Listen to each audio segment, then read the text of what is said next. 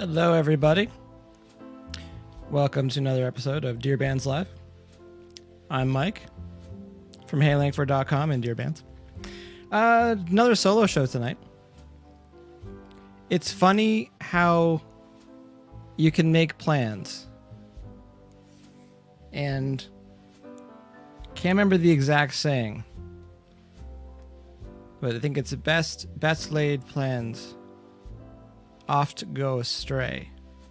Or I think the Scottish translation of it, no, it's not, but the actual one is like gang off the glay is what the actual saying is. Probably makes no sense to anybody. It's a of mice and men thing. Had plans for this evening, and I was asked to postpone the guest, and that's okay, because that is life sometimes, and we're flexible here. I went to some of my other calls that I wanted to get on the show, and had some other scheduling. So like the next while is definitely scheduled up. So, but that being said, it's not like there isn't a shortage of things to talk about right now, and also too, it's interesting chatting with a few people today. Just the headspace that a lot of people are in. And it's funny how we got through 2020 and where everyone was looking forward to, there's a line on my head because I was wearing my hat for a bit. I had to make a quick trip this evening. Everyone was looking forward to 2021 starting just to get out of 2020. And the last 10 days has been a bit of a thing. And not a lot of people, not saying a lot of people, but just like definitely, I know some bands have been steering away from certain things, talking about certain political things that have been going on in the United States. But it's one of those things where like I think it's messing up how some musicians are thinking about this year already as far as touring and stuff goes. Because going through the holidays, everyone was like, a lot of people were optimistic about when we could possibly get back on a tour and get back out just playing in general. And it's like you check, just to be blunt, you check the COVID cases, they're through the roof, and then just the antics that went on in the U.S. a few days ago. It's like that didn't make anyone feel any better either. That things are on the upswing. It still feels like things are a bit broken and unstable, I guess would be the word for it. So we know a couple months ago we had Live Nation saying that they're hoping to have concerts back full swing in the summer. We had one of the high up medical advisors in the U.S. saying he's thinking people can be going back to concerts and movie theaters by the fall. Fingers crossed at this point. Because back again, chatting with a few people today, like more in depth about how they're feeling. Because I had 3 people that were interested, but at the same time, again, I know it's short notice, and I do realize I do some things on short notice, but just the mindset that they had, they flat out said like mentally, like I'm not into, not say not into to put on a happy face today, but just like there's some other things going on with their lives, and and the COVID stuff and the lack of touring stuff and the instability of the music industry right now, and just being unsure what this year is going to look like. I'm a very firm believer of,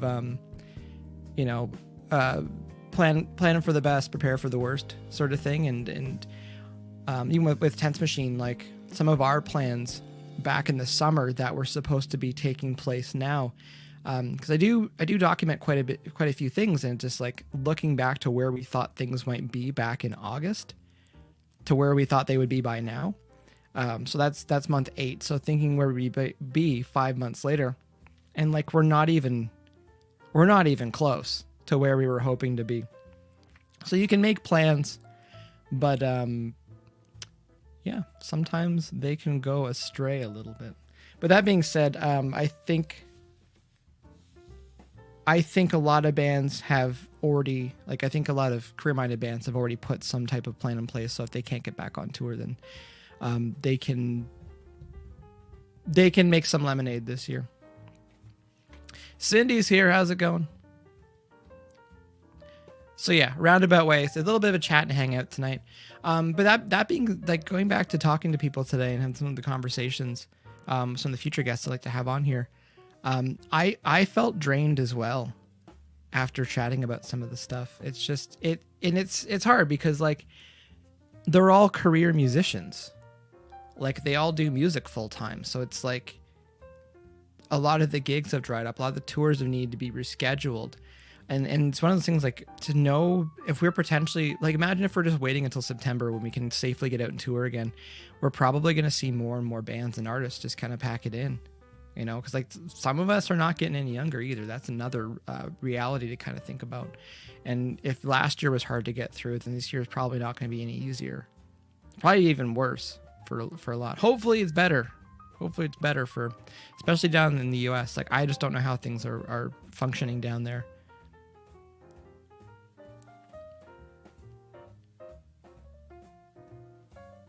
Actually, Cindy's got a good point here. It says, it depends how rough 2020 was for some people. If 2021 comes in and some people are just healing, then it'll be a bit before their mindset changes. That's the main thing, is the mindset. It's like, it was such a rough go for a lot of musicians last year. And again, it's one thing if, I'll be blunt about this. It might not be a big, some people might not be a big fan of me saying this, but, like, if you're playing your local every 3 or 4 months, last year you were probably more disappointed that you couldn't get together and practice with your band.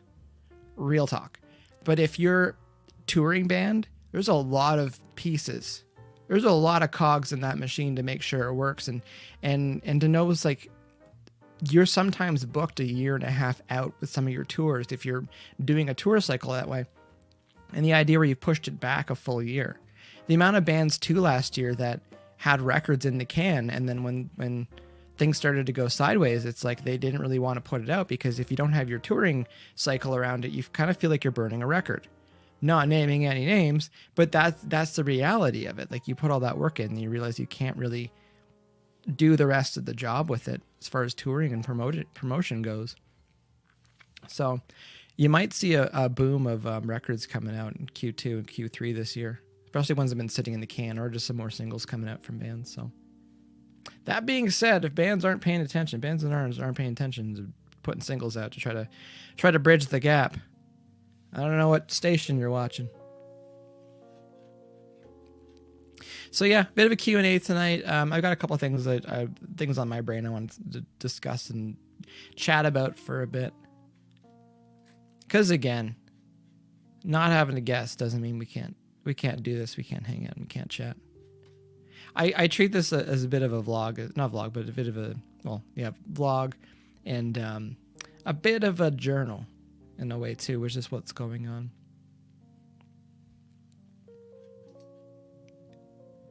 Just checking the comments here.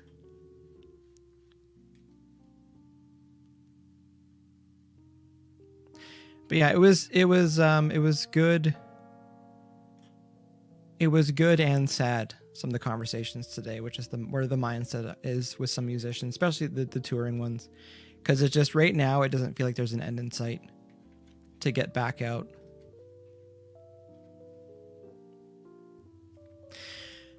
To hop right into it too, because this is another one of those things that's like, it's very much been on my mind. I think it was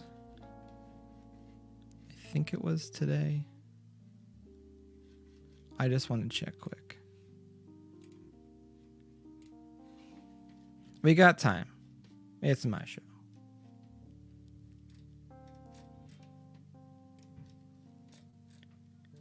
I think it was today, but I just wanted to say if it was yesterday. That's the thing too. It's like things seem to go by so quick right now, where it's like you don't even know what day it is sometimes.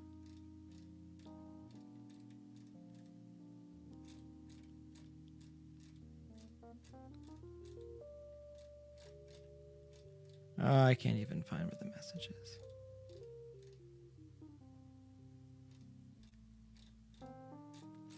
It was either today or yesterday. No, it was Saturday. Yeah, Tommy Vext and Bad Wolves splitting. And the thing is, I was not surprised at all. I was not surprised that that's what happened, because one of the things, again, it's a little bit of a touchy subject, because I understand that politics can be very divisive for people, but I am of the thought that the majority of, like, the great majority of people, they can still pick a side, but there are certain deal breakers politically on either side that's the one thing that they can't let go of. I don't need to get into details, but there's always one thing on either side. There's this one little political detail that they can't let go of, and that's why they kind of side with that party. And I've had some very intense discussions with people about that, where, like, everyone has a deal breaker with certain things. Like, an easy example is, like, pay. Everyone has a deal breaker where, like, they're not making enough money that it's not worth it anymore, or they need the money so bad that they will accept pretty much whatever's offered. But for the most part, it's like every negotiation, for the most part, has a deal breaker within it somewhere. So when I saw the news broke about Bad Wolves on Saturday, I was not surprised, but at the same time, it's very it's unfortunate, but at the same time, like, I kind of see it as a good thing. And it's one of those things, like, I'm not picking a side with which one I agree with. I think you can probably guess which side I agree with. But between Tommy and the band, it hits a point where, especially when, like, real talk, and I do feel, Bad Wolves is live streaming right now too, and I do feel for them because they're in a real tight position right now, because, and this is real talk, this is producer hat, this is management hat, this is A&R hat. Your singer is 51% of your band, as far as the fans are concerned. You can have 9 people in your band, but, like, Corey Taylor is 51% of your band. So when they go do something, people are going to gravitate towards the singer. So reading through some of the comments today, it's like, I feel for Bad Wolves, because, like, they need to find somebody, not necessarily to fill Tommy's shoes, but someone that can grow with the band and kind of move on with it. Cause it's really tough to change your singer. But at the same time, they could repackage that band as a new band. If they do have another singer. So, like, that's a thing too. I understand that there's been a lot of money, time invested, resources and stuff put into Bad Wolves. But at the same time, like, I see it as a good thing, where, as much as it's probably painful for that band to realize that they need to find a new front person, and Tommy's got to find another band now, and whether he just goes and uses his name or comes up with another name for the project, I think time will tell with that. I could get into what I think everybody should be doing, but that's not my business. But the thing is, it's like, there's enough passion there, and there was enough sense right now for that band to go, you know what, we need to go our separate ways on this. Because if they didn't do that, it's just, you'd be touring with a powder keg. You'd be touring with a point where eventually it's going to boil over. And I've seen it happen. I've seen it happen with bands where it's just like, there's some really deep trenches kind of dug as far as what people believe and stuff. And it can definitely boil over. Again, back to my original point, I think a lot of people fall in the middle, where they might be on one side or the other, but at the same time, it's not so extreme that you still can't find your common ground and accept certain things and just keep moving forward with it. So it's one of those things where, on a music side, it's like, you could get 2 good bands out of it, 2 more good bands out of it. That's not uncommon. But at the same time too, it's like, I think it leaves both bands in a better spot. Well, Tommy and the band leaves them both in a better spot mentally, knowing that they can move on, because I can only imagine.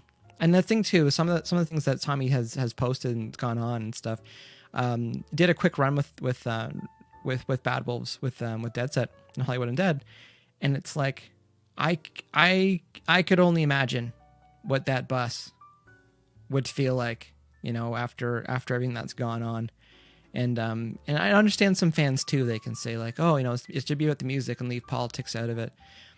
I 100% disagree with that, because like the reason why, stay with me for a second. The reason why some companies and corporations get away with the stuff that they get away with is because people turn a blind eye to the things they actually are doing and saying.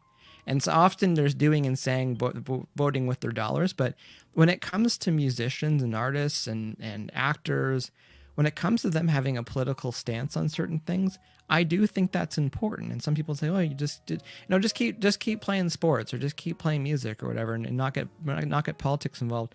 But I think it's a cheap move for artists to do that, artists and athletes and actors to do that, because like you are still supporting a person, you're still voting with your dollars, and more importantly these days, you're voting with your time. So the idea where like if you know somebody, and again, these are extreme cases. If you know somebody either believes in or doesn't believe in something to a certain point where you're just like, I don't know if I can really support this person, then you're going to probably vote with your dollars and your time. There was, I think, don't quote me on it, but I think the guitar player for Deftones came out as like a flat earther or something. And I know a lot of people are like, okay, that's kind of weird. Or anti-vaxxer or something. And a lot of people thought that was pretty weird, but like, is that a deal breaker for them? Because for a lot of them, no. They're like, no, Deftones are still good. But like, they're definitely judging what was going on with that situation. But I'm just saying, like, I don't have a problem with artists and musicians and actors having political stances, and I think it's important that they do that. Because one of the things too is like I've made some mental notes here. When you're growing up, you look up to like actors, musicians, athletes. You do look up to them a little bit as far as like role models with certain things. And it's got to be a little bit depressing is say you grow up and you really, you're following a fashion designer, or you're following an athlete, and you realize that like some of their views are not necessarily things that you want to support. And it's kind of crushing a little bit, because part of you is like, I still like their work. I still like what they bring to the discipline or the music or the craft. But like personally, I have an issue with some of the things that they do and they stand for. And it's like, there's lots of people that are good at things, but you can probably find people that you align with politically as well. And that probably helps a little bit, because I do think some of that stuff is, it is important. And that the term couple months ago was thrown around like, character is important, character matters. One of the things too with I don't know if it's necessarily a saying, but more just like, I don't want to say a rule of thumb either, but just the idea of like never meeting your idols, because you might be disappointed. And I remember I was a big Mario Lemieux fan growing up in hockey. I remember I got to see one game. Pittsburgh played against Ottawa. I drove up and got to see him play. I was really disappointed. Sorry, Mario, if you're ever watching this, but I was really disappointed because like it was not like the 90s Lemieux. It was like the either late 90s or early 2000s Lemieux. So like he was not the player that I was expecting to not and that's okay, because he was older and he'd gone through some health stuff and whatnot. But you have these not impressions, but you have these expectations of people and how you think they're going to be. And it's kind of digging a little bit deeper right now, because like sometimes fans don't know how artists, musicians, athletes actually are as a person. You just see them on stage or on the ice or on the fields or on the movie screen. So you see them when they're at work. And when they're at work sometimes, then a lot of that stuff is kind of put off to the side, like their actual personality and stuff. And I think the way things are these days, and there's been like, I've had some really good conversations on the idea of like still being open and transparent online. The mystique of the artist kind of being, kind of lost again. And I would argue like we're kind of getting into a new grunge phase where like you were more the every person getting on stage, and you weren't trying to be flashier than everybody, and like you were trying to be normal but like in a cool way. And I think we're kind of going through another phase like that with with the live streaming and with everyone kind of posting their Instagram best life. But there's just a lot more transparency as far as how people are these days, and the the footprint they leave online, what they've been doing, what they've been watching, and how they've been interacting. There's tons of receipts everywhere. It's another thing too that people don't seem to remember all the time. It's like there's a lot of times when people will post things and then I'm like, I don't know if that's going to age very well, what they're saying and what they're doing. But just the idea that, just back to the original points, like character matters these days. And again, I think there's some people, back to Bad Wolves, it's like there's some people that may have had trouble following that band, but they love the music and they love the band, but they didn't necessarily align with what the singer was saying. And there's a good chunk too that are not going to align with the band, thinking that this was enough to kind of drive a wedge between them and have them both go their own way.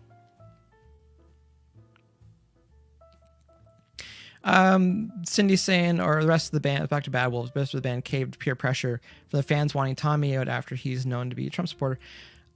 That's one of those things where it's just like, I don't think it's the band caving to peer pressure at all. I think that's the band just deciding what might be best for them as a band. And again, mentally, it's one thing. There's certain things where like some people can say like, oh, the money's there and the tour slots are there. Like, is it not worth going and doing that? The amount of musicians that I've met that have left pretty sizable bands, or the bands have gone their separate ways, it hits a point where like it doesn't mean the same thing to them as it does to the fans. And I think that's a tough pill to swallow for some bands, because like, why can't you just keep doing stuff? It's like, because everyone's good, everyone's better like that. And there's still, when you're on tour, if you're on stage for a half an hour, just for easy math, there's still 23 and a half hours a day where you're not on stage.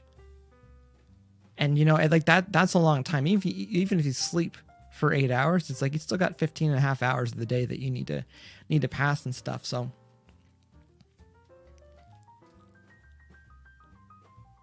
actually, Cindy's got a good point here too. She said, it depends. I grew up idolizing Shawn Michaels because he helped shape me into the person I am today. But they do stuff you don't agree with. That's okay. It's not hurting anyone as long as that person is forcing their beliefs down your throat. It's okay to be different. This is where I would disagree though, because again, you probably have a deal breaker that hit a point where if Shawn Michaels did something where that you would be judged for still supporting someone for doing something. Not saying Shawn Michaels did anything like that, but we can take someone, I don't want to necessarily name any names, but you can take someone like Bill Cosby, where it's like when his legal issues really started to catch fire, it put the Cosby Show in a weird spot. It put some of his stand-up, classic videos kind of in a weird spot where it's like you could still like that, but like people were not there to support him after a certain point. And I would say too, Cindy, it's like you could grow up idolizing and they help shape you into the person you are today. The thing is it Shawn Michaels the person that shaped you, or Shawn Michaels the character that shaped you? Because those are two very, very different things. There's the person that would sign the autograph, but there's also the person that would potentially not want to be disturbed if they were sitting down eating a meal at a restaurant. And it's tough. I think it's definitely a tough line for a lot of people that are in the public eye. And I could see it too, where it might hit a point where they're just like, they're tired of not being able to be themselves. One of the better known recent cases is like Jim Carrey, because Jim Carrey's given some pretty wild interviews about like people not being real and like people just being energy and like this isn't happening. It's like some people are like, wow, it sounds a little bit bonkers what he's saying there, but at the same time it's like maybe that's the person he is. He can be Dr. Robotnik, he can be the Mask, but at the same time, like he's able to kind of be more of himself these days. Back to Shawn Michaels is into here. He says both because it's documented that the character and the person are not far apart from each other. That's what you don't know. You do not know that. Because there's always the person that's facing the public, and then the private person is the backside. So as much as people can think that they know somebody in public, they don't know them in private. And that's usually where people get caught up with some of their preferences or some of their political views or just beliefs in general. It's like that's the private side, and that's where a lot of musicians and actors and artists, they're told to not really be political about certain things unless part of the edge is like in the Rage Against the Machine, like wave the flag, you got politics all day. But again, they're one of those bands where like they're on an extreme level as far as like which end they're on. But it's just to think, when fans think they know bands, artists, musicians, athletes, politicians, personally, they don't. And that's one of the things too, where it can be very exhausting for them when they feel like they need to bottle certain things up. Because like I've experienced firsthand where some political stuff comes out of people's mouths, and I'm like, okay, that's a little bit weird, because I'm here and I'm me. But I can also see their point of view on certain things, and be it culture and environment and whatnot. But they don't blast that from the stage. Is that okay? It depends. It depends if you believe strongly enough about it. But back with the Bad Wolves thing, it's like I was not surprised when I heard the news on Saturday, and again, the Bad Wolves guys are streaming right now, having a chat with their fans. I caught a little bit of it. I wish those guys all the best. I would love to see what the next chapter is with those guys, and hopefully cross paths with them again in the near future. They were good dudes.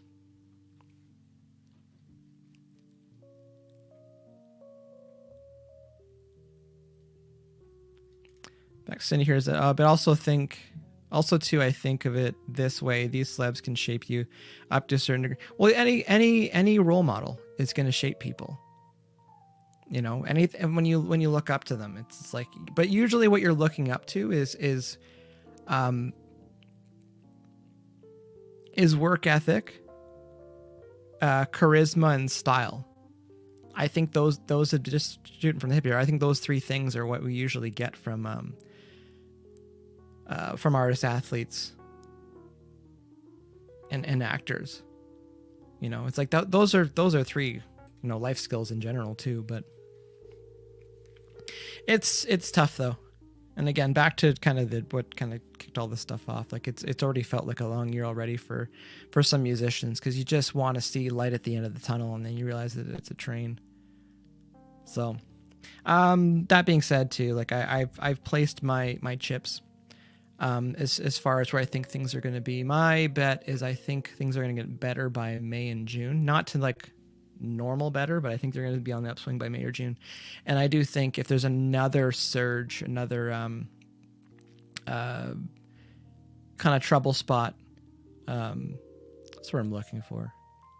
Where's a bunch of cases again? I think it's going to be September, October, because people will be back inside again, and kids will be back in school again. Vaccine or no vaccine, I think that's probably what's going to be happening. So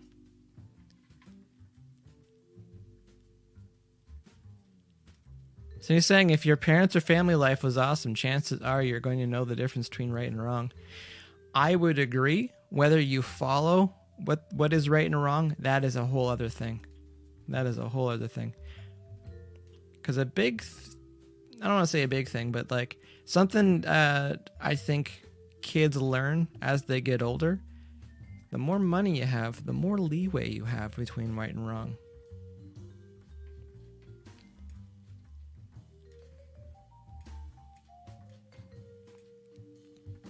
Just checking some messages here.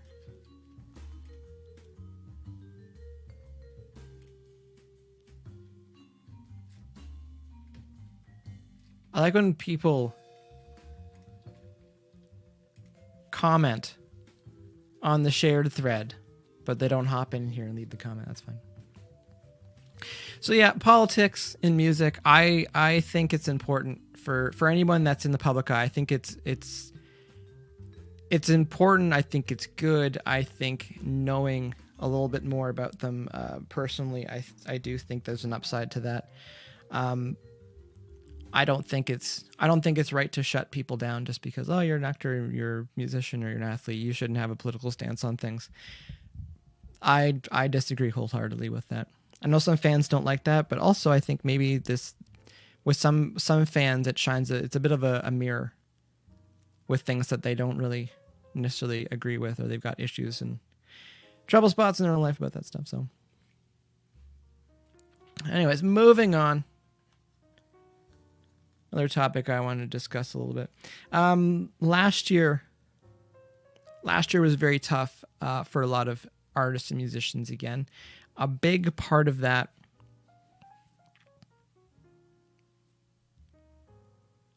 so I'm just checking the chat here.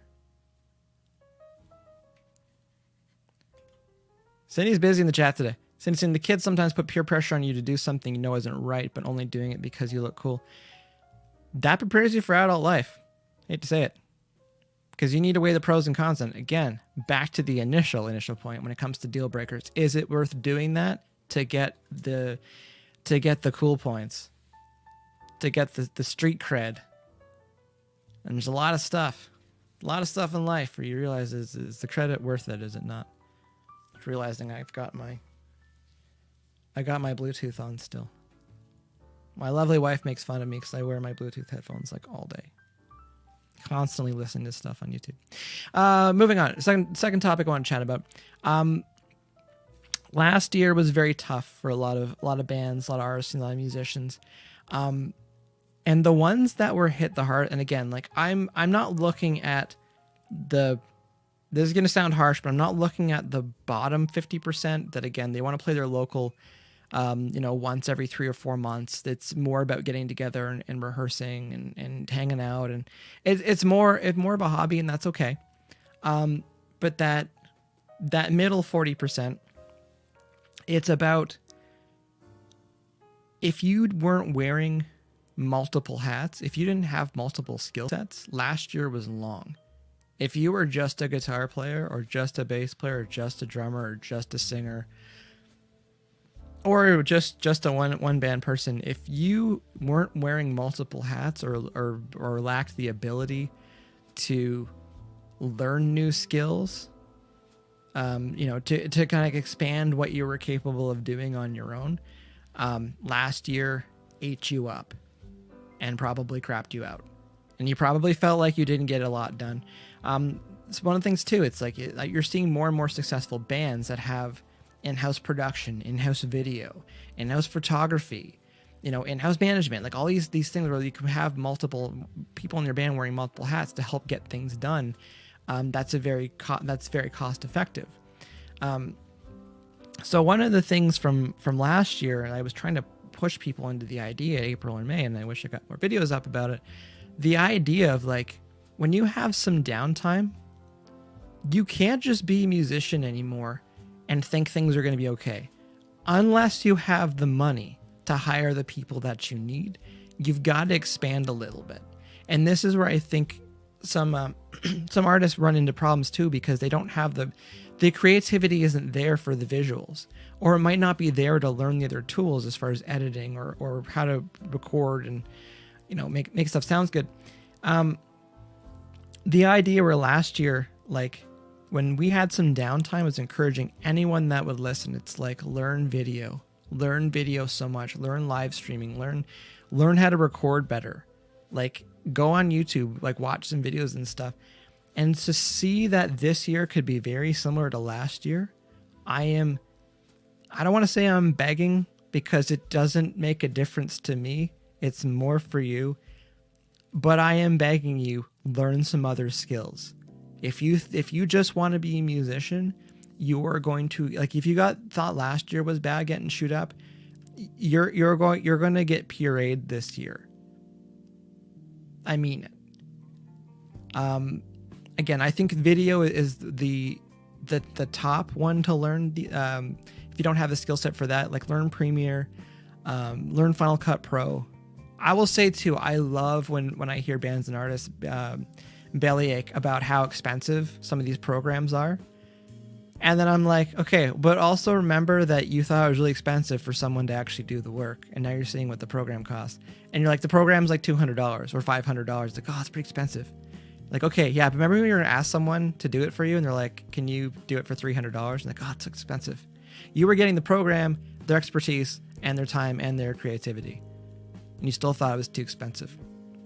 So if you want to cut costs, just saying, learn up front how that stuff works. Liz is here. Liz says, hello, Mike. A little late to the party. It's all good, Liz. Bit of a solo rant vent session here with certain things.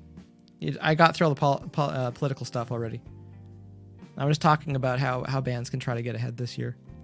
Again, multiple hats, multiple skill sets. This is too where, there's a video I want to do when I talk about this a little bit more in depth, but the idea of like why bands crush solo artists, but why solo artists absolutely obliterate bands when it comes to like AAA artists and stuff. If you're a band, you got 4 people in it. Everyone's capable of learning another skill. Everyone can be hungry and go, okay, well, you learn how to use this piece of machinery, and I'll learn how to use that piece of machinery, and by the end of the year, we're gonna have a pretty awesome backyard and swimming pool. One person can do all the work, but it's gonna take a lot longer. One person can hire everyone to do the work, but it's going to be a lot more expensive. But if you can get everybody to figure out how to use the different tools, how to maximize their time, and how to, if we're talking about in the world of Power Rangers, where everyone can bring their Zord together and you can make the Megazord, that's ultimately what you want to be doing. But back to this, the short version of what I want to say, like why bands crush solo artists, but why solo artists absolutely obliterate bands. When you're a solo artist, you've got to work that much harder to get the gains that a band that's got 2, 3, 4, 5 people in it, because it's workable hours. So the idea where like if a solo artist can get people on board, usually that solo artist is working super hard too.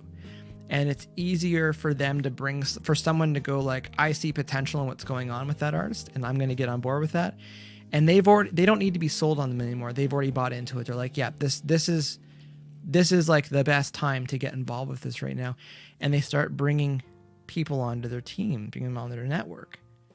And then that's how they leverage more people. So while you might have a solo artist, if you've got someone doing your design work, your videos, your recording, helping book tours. Now, instead of having your solo artist and you're fighting against a band of 4 or 5, you're now a solo artist with 4 other people on your team. And imagine they're musicians that just don't play anything in the band, but they're also part of the team that have other skill sets. So now you're able to compete 1 person against 5. And again, when you see solo artists that people are backing, it's easier to get more and more people on the team. So that's why, Coldplay can be big. I'm not saying Coldplay was necessarily putting posters up and stuff at the beginning. But and Chris Martin come on and chat about that if he wants to. But the idea that like Coldplay can be big, but like Lady Gaga can obliterate them as far as when at her peak. And again, it's that team behind them. And there's a lot of AAA artists where like they've got these big teams behind them. And I would say there hits a point too with musicians and a lot of bands where that band becomes a solo artist because like that band now becomes one entity. It's not several people all trying to work together. It's like eventually it's like you guys just be the band and the rest of us will be the team and get it working. So back to my initial point of my second point.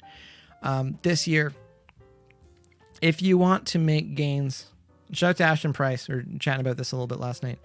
If you want to make gains, that is one of the biggest things I think this year is learn more skill sets, learn at least one more skill set. And I would say if you wanted to upgrade video, the more people that understand video, the better you're going to be going forward. And even a little bit of post-production on pictures and stuff like that too. That's going to help if you can quickly put something together in Photoshop or GIMP. GIMP is the free version-ish in a way, Photoshop. GIMP. It's good to know how to use these programs if you can think of something and you need to put text on top of a picture or mess something up, or you can quickly do that. So highly recommend. Video, number one for me. Number two is just image altering. And then number three, recording music. If you can't record at home, if you can't record your own stuff, you're not gonna make it out of this year. It's not gonna be good. It's not gonna be good. You could have this skill.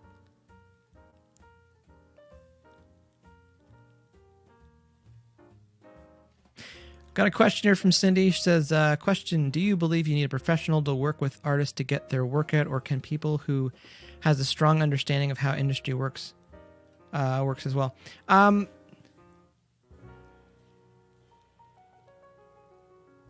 The thing is like, if you're not in the industry, you generally don't know how the industry works, if that makes sense. Because there's the fan-facing side of the music industry, and then there's the music industry side of the music industry. And a lot of the music industry side of the music industry gets down to politics. It gets down to relationships. It gets down to being able to recognize the trends. And fans don't always see the same thing that industry is seeing. So as far as getting, needing professional artists to help get the music out or get the work out, part of that too, it's like money, politics, and relationships are going to do a lot more than a fan helping promote something can do. And that it might sting to hear that for some people, but it's just like, it's one thing. Actually, we were half joking about this recently. It's like, I remember putting posters up when I was a kid. We'd have a show and we'd go put posters up. When I was living downtown Toronto in the mid 2000s, I remember still seeing people putting posters up for shows, and like we're chatting about it. And it's just like, you're the time to go do that and put up 50 posters, downtown Toronto. Like, say it costs $50 to go do that in an hour of your time. Say your time is worth $50, so that's $100 to go do that stuff. If a band was to put up $100 worth of Facebook ads, you would obliterate any possible upside of those posters. You would feel like you're doing something putting those posters up, but running ads on Facebook to, targeted markets, targeted fans, people who also like your music, it's like, that's going to give you a better return.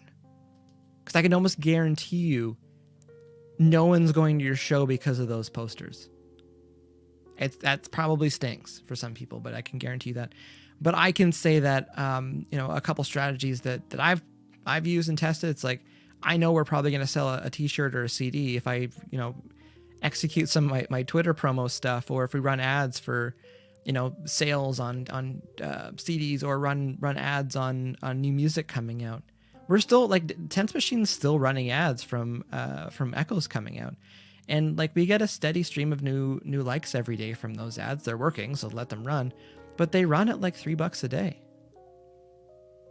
It's leverage. It's 24 hours a day, and like the countries that it goes to and stuff, and like the targeted market it goes to. It's like, it's not even that much, but it's still doing way more than, because not a lot of people can work 24 hours a day.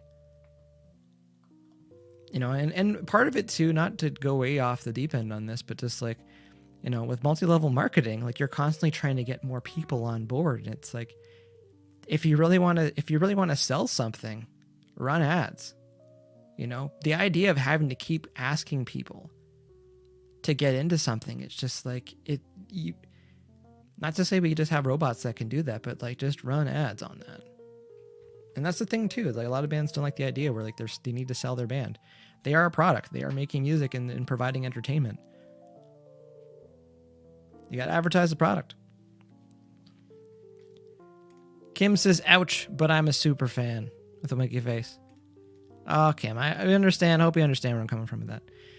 But it's just like, back to the initial point, just like, there's, I think the big part of today is like, there's the fan facing side, be it, political views, be it, attitude, anything. And then there's the personal, the backside of things. And it's just like how music industry really functions And two, like, I'm constantly learning things. I'm constantly like being told things and like thinking back to certain things and be like, yeah, you're definitely right. That's definitely how that worked.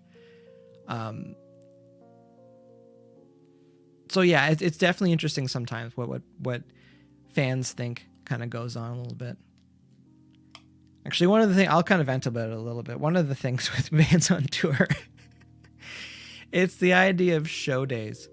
I know people all the time, like, you know, they're like, oh, you know, try to go grab lunch or grab drinks or grab dinner and stuff. On show days, it's just so difficult. Because, like, you might get to the venue at 2 or 3 and you spend a bunch of time sitting around. Like, it's constantly hurry up and wait. But it's like, you're at work. It's like that 15 minutes of free time that you actually have, you never know when it's actually coming. And then you're probably exhausted as well.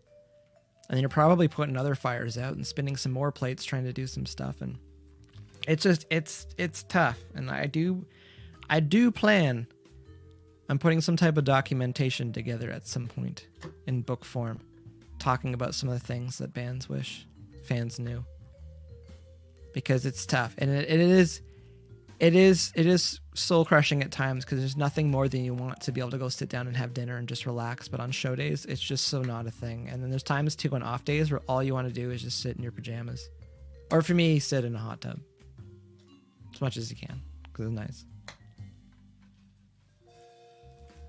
Kim says, oh, I'm aware more of the business side of things than most fans. Still, it's just I'm a firm believer. No one understands a relationship unless they're in it. There's a lot of times when it comes to, you know, with music and bands and stuff, and again with artists and athletes,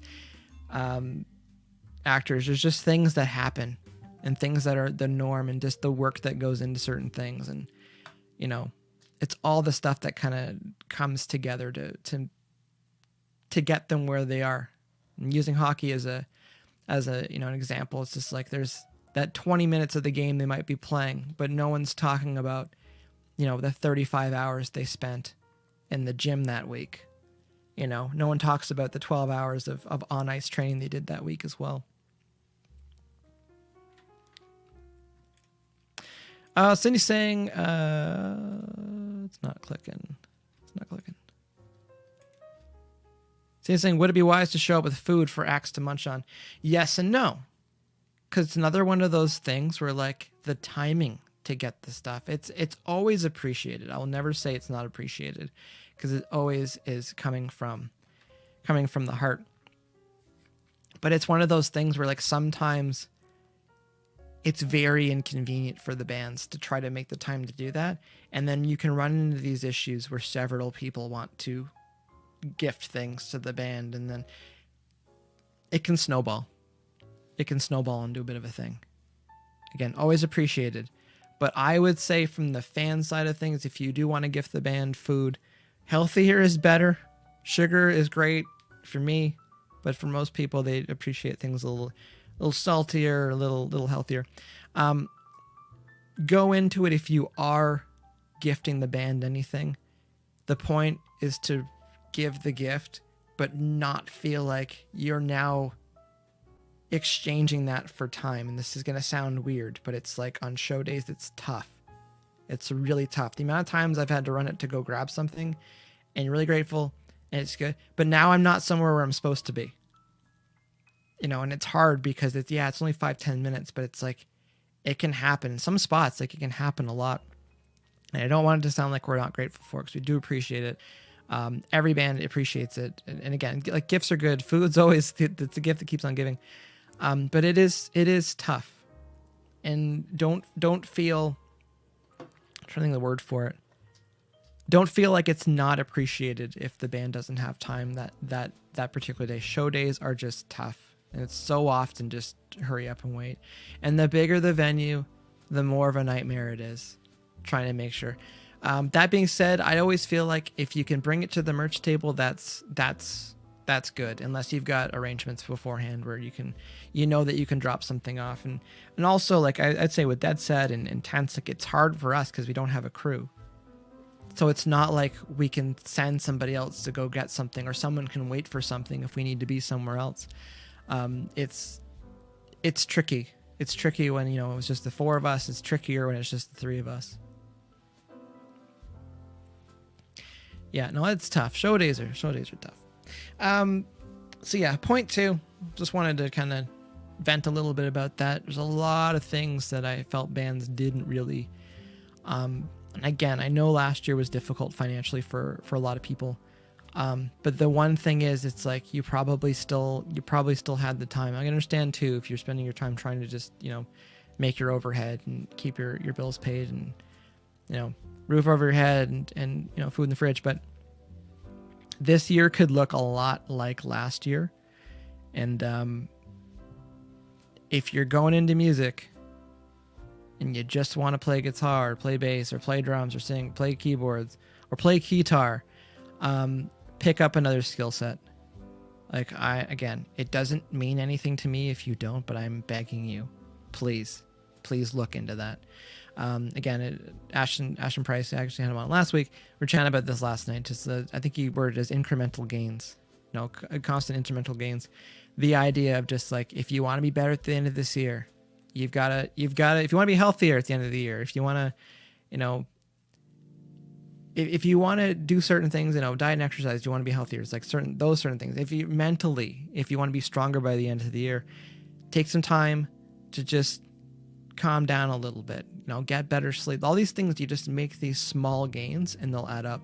Often, one thing we were talking about too, it's like often, we try to make these giant jumps. If someone's on a diet, they're like, oh, I lost 10 pounds this month. It's like, whoa, that's a lot. That's a lot. Because you could have spread that out a little bit and changed some of your habits and whatnot. Same thing with musicians. It's just like they want to see these massive gains really quick, and usually as quick as they show up, they disappear, sort of thing. So just the idea of this year, it's like, think about what you can do every day, what you can do every week, what you can do every month, and I guarantee you, in 12 months, you will be much further ahead, and you'll have a much more solid foundation as far as what your music is doing, what your career is doing.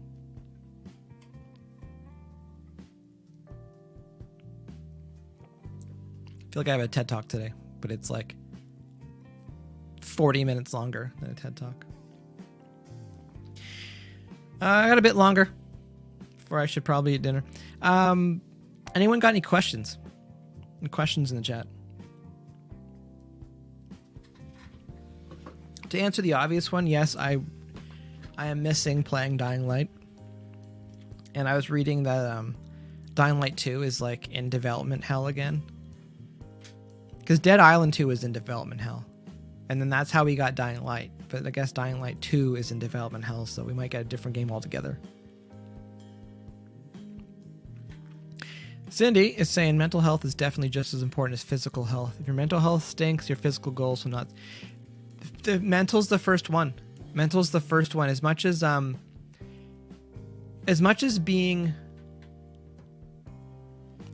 on tour physically can have its way with your body because you're sitting a lot, you're not getting the normal exercise you are. The amount of times when you're on tour, you're like, all I want to do is run around. All I want to do is stand up, because you're sitting the whole time when you're traveling. That's why, people have bandwagons and buses and stuff. It's like, oh man, you can lie down, you can watch TV, you can go back to bed. But the mental part of it, it's like, that's the issue. That's the one that gets people. I still remember, like, when that first Dead Set tour, we were gone for like 3 months, coming home and how uncomfortable I felt in my own kitchen. And like not like having this mindset of not needing to hoard, and it's funny to some people, but like not needing to hoard food, like realizing that like there's food in the fridge, there's food in the cupboard. Like I don't need to carry around like plastic cutlery and like little boxes of cereal and oatmeal packages and all this stuff. Like you had like, it's the RPG side of my brain was constantly needing to be in survival mode. I was also like, we had $25 a day per diems on that tour, but I rarely spent all of it, because I was, if you don't need to spend it, don't spend it. Like, money's money. But Cindy's saying you want to know all my questions. Fire some questions off. I got another 15 minutes, and then the hunger is gonna kick in. I'm glad I could hop on here at 9 too, because we're running a couple errands this evening. Because they might be like going super lockdown in the near future here in Toronto. It hasn't really felt like lockdown, in my opinion, but I'm at a point now where like I'm not sure what else they're gonna do, and they're talking about curfew and stuff like that. It's like I'm really not sure. Cindy's saying I could have you here for at least another hour. Oh, I appreciate it. Don't worry. The guests that are lined up, I highly doubt anyone's going to be exactly an hour. I hope I don't eat my words, because there's definitely a lot of questions I have for them. My career path is boring compared to the people I want to talk to.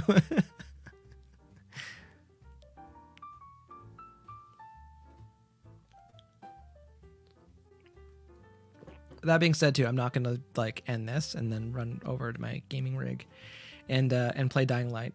I got dinner and I got a bit more stuff to do tonight. So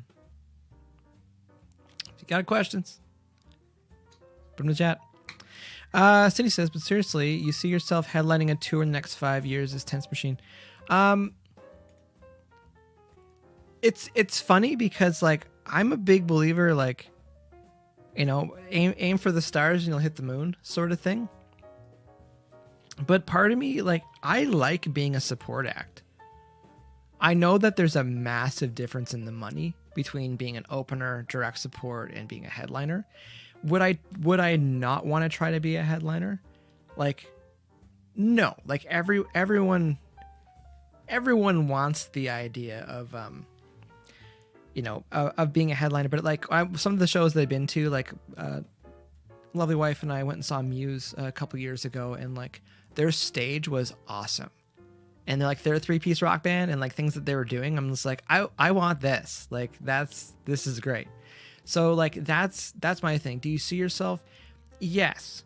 But at the same time, like I have no problem. I think I can speak for Brendan and Dane as well. We are humble.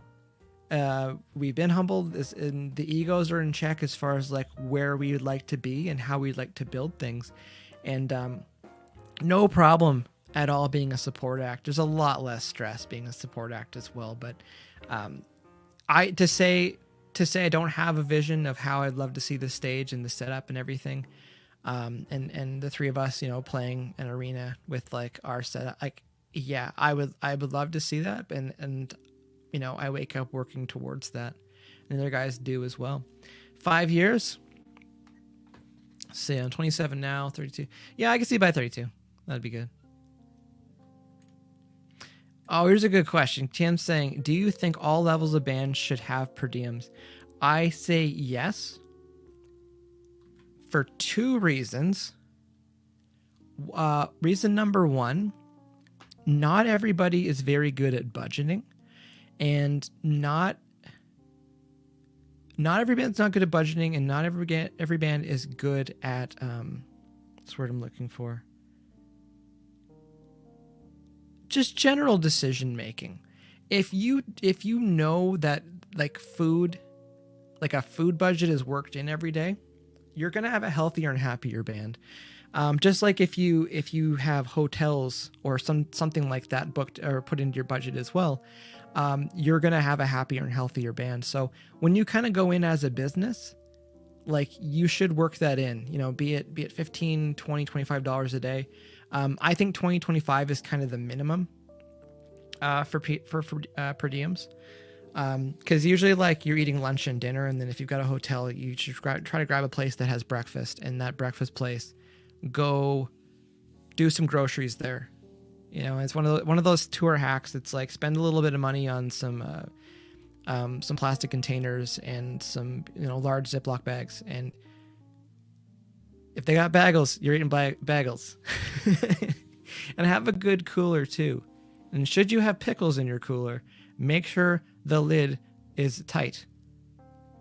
Speaking from experience, not naming any names. We don't want pickle juice and everything. But no, it's good. It's good to have that sit down and talk with the band, as far as like what the budget is, what the daily is. As every day you're on tour, you're spending money. People need to eat. So, good question, Kim.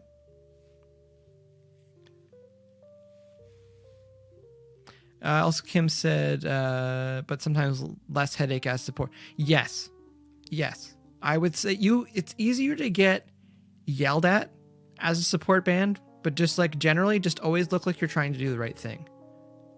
And generally try to be doing the right thing. And they'll love you. And you know when people love you on tour, when the tour manager loves you. Because you're not causing any problems. You know you're doing good when the tour manager, like, they want to, in the before times when they want to come and hug you, because they're just like, you guys don't cause any problems. Because a lot of bands can cause problems.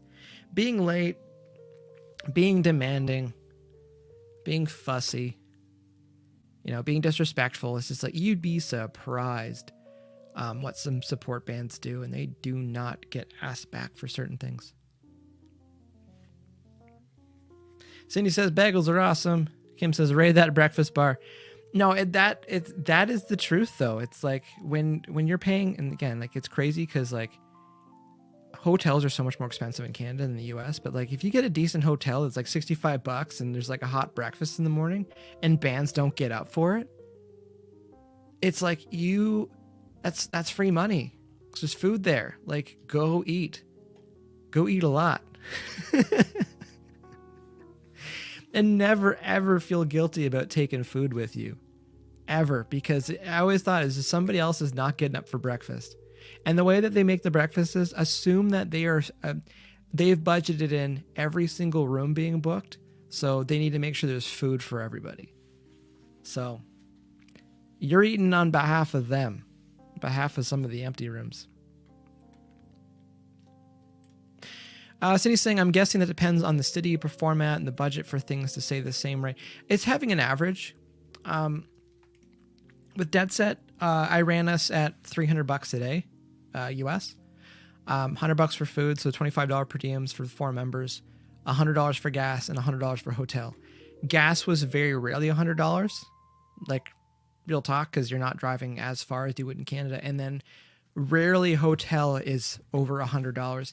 But the thing about budgeting and tour managing and just kind of like overall business manager things, it's knowing that when you put it into spreadsheets, you just want to see what the average breaks down to. Because yeah, there's definitely times when you're like, okay, there's a $60 hotel in like a not so good part of Chicago, and then there's like the $120 part, which is way better, and there's better breakfast there. So like you go and you do that.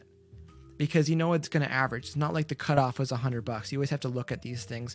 Or one of the hacks too for touring, if you're on Google Maps, put it on satellite mode, and you can see what's around. Because you'd be surprised at some of the stuff that you see, and you're like, I don't think we should park the van here. If you don't, like, sometimes you see like a nice subdivision or there's like a nice mall or something, but sometimes you see some really sketchy stuff on the satellite, and you're just like, I'm not going there. And that's like the number one job of a tour manager, is to just keep people safe. Because that's one of those things for sure. So yeah, your day to day is going to fluctuate a lot, but it's just finding that happy medium where that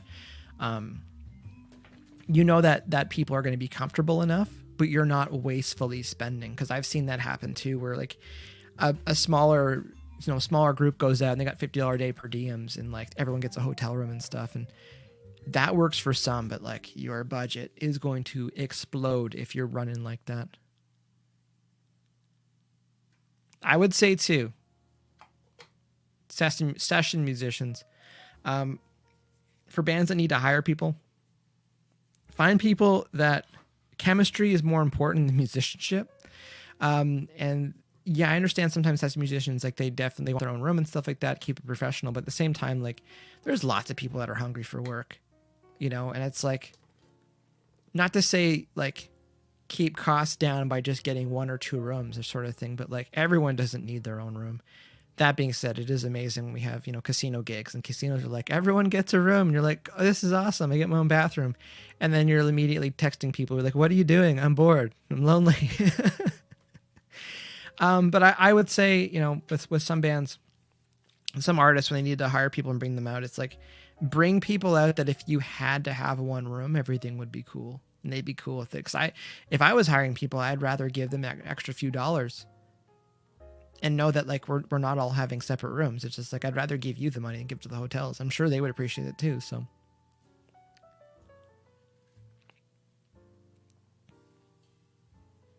Oh, Kim's saying, like forgetting the headliner's name. Seriously saw that happen with a local opening for Varian.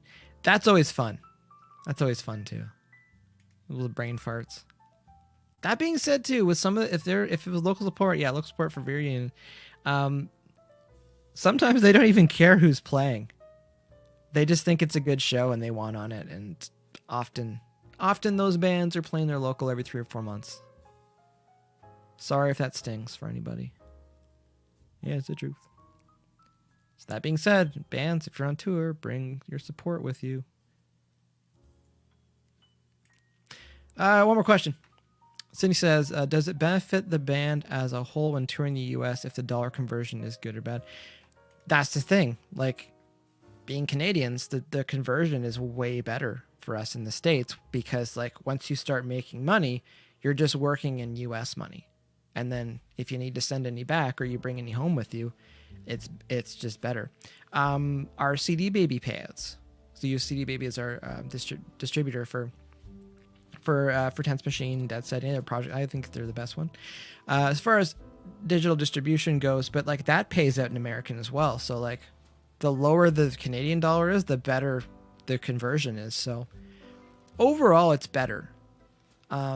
That being said too, like if you need to, like we have our visas, like we need to pay for those in US. So when we need to put the money up for those, like it does sting sometimes, especially with, if your visa is $2,500 US, it's like you put that, you convert it and all of a sudden it's like $3,200 Canadian or something. It does sting, but cost of business.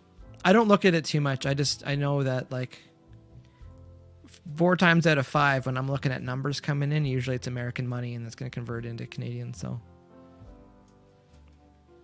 but that being said, touring in the US, hotels, gas, food, much more affordable than it is in Canada. Arguments about quality and stuff aside, it's just more affordable.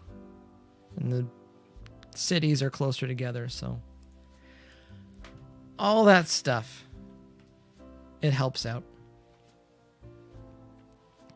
All right. I appreciate everyone hanging out tonight. Quick hangout and chat. Again, for those who are expecting a guest tonight, I do apologize. It's been a weird day. And again, mentally, it was a weird week for a lot of musicians last week with some things that were going on. Because it's just the general consensus is like, we don't know when we're getting back on tour. And I know there are some shows that are still going on. I know there's some tours that are still planned.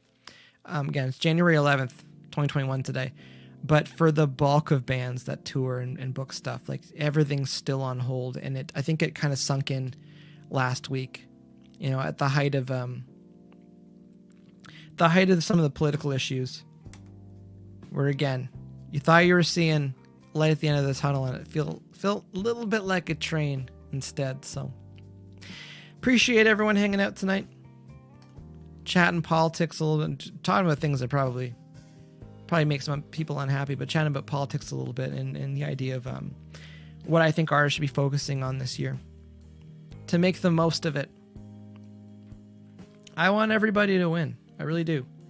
And even starting this up, like again, like with DearBands, like just hearing the stories of people's career in music and music related career paths and stuff. It's a lot, and there's some. I'm excited to hear more of these stories about how people kind of found themselves into the career path that they did find themselves in. So next week,